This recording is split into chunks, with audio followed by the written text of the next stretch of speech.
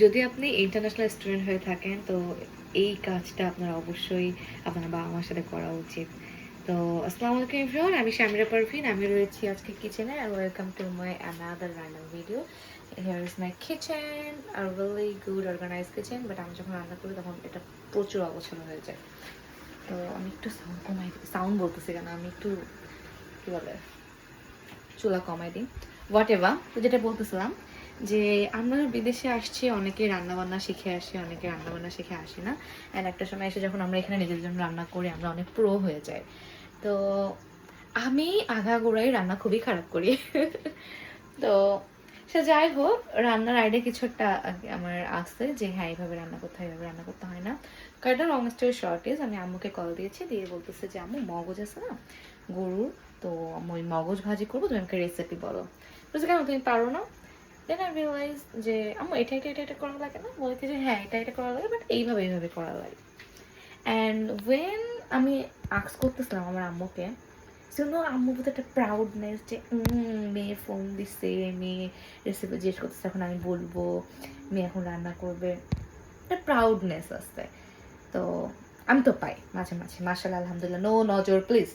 তো তো আপনি যতই রান্নাবান্না শেখেন না কেন, আপনি যতই অনেক ভালো রান্না করেন না কেন, আমার একটাই রিকোয়েস্ট থাকবে, যদি আপনাদের সময় থাকে, আপনি রান্নাটা জানেন, রেসিপি জানেন, just call your mom or dad or বাসায় যারা আছে আপনার আপন মানুষ, পারেন তো কি হয়েছে, একটু জিজ্ঞেস করেন যে আম্মু আমি রান্না করবো, বা বাবা আমি রান্না করবো, তুমি আমাকে একটু রেসিপিটা বলো। তো তাদের হ্যাপি লাগে যে ছেলে মেয়ে এত বড় হয়েছে, স্টিল আমাদের কাছে আসে।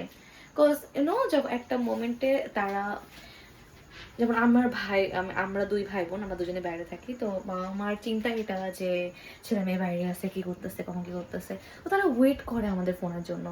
So it could be your family যে ওয়েট করে আপনার একটা ফোনের জন্য, যে হ্যাঁ ফোন করবে, কেমন আছে জিজ্ঞেস করবে। এখানে আমি অনেকেই দেখছি যে যারা 2-3 দিন হয় ফ্যামিলির সাথে কথা বলে না, তো অবভিয়াসলি ফ্যামিলি তাদেরকে মিস করে, বা আমরা ব্যস্ততার কারণে তাদের খোঁজ নিতে পারি না। সো একটা রিকোয়েস্ট থাকবে যে আপনি প্লিজ যতই পারেন না কেন একটু কল দেন, একটু কল দিয়ে জিজ্ঞেস করেন যে আমি না এটা রান্না করবো, কীভাবে রান্না করবো। They will be so happy, believe me, they will. And they will be proud যে কৃষ্ণবাবু এতই বড় হয়েছে, তাও আমাদের কাছে হেল্প চায়। তো তারা চায় আপনি জিজ্ঞেস করেন ছোট্টবেলা থেকে। তারা আমাদের হাঁটা শেখাইছে, কথা বলা শেখাইছে। ও মাই গুডনেস, আমি এত হয়ে যাচ্ছি, খুবই খুবই হয়ে যাচ্ছি, বাট স্টিল তারা আমাদেরকে হাঁটা শেখাইছে, কথা বলা শেখাইছে। তো যখন আপনি বড় হয়ে যাবেন তারা সবসময় ওয়েট করে আপনার জন্য, সবসময় ওয়েট করে তাদের সন্তান আসবে তাদের কাছে।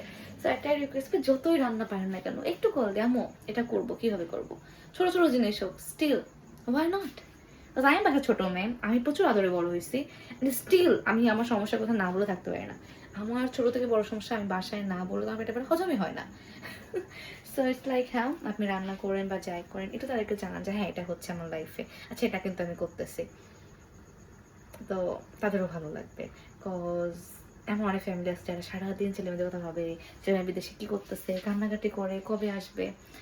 তো হ্যাঁ পসিবল না প্রতিদিন দেখা করা, ব্যস্ততা আমিও জানি। যখন আপনি রান্না করতেছেন ওয়াই নট 1-2 মিনিট কম, বেশি তো লাগে না।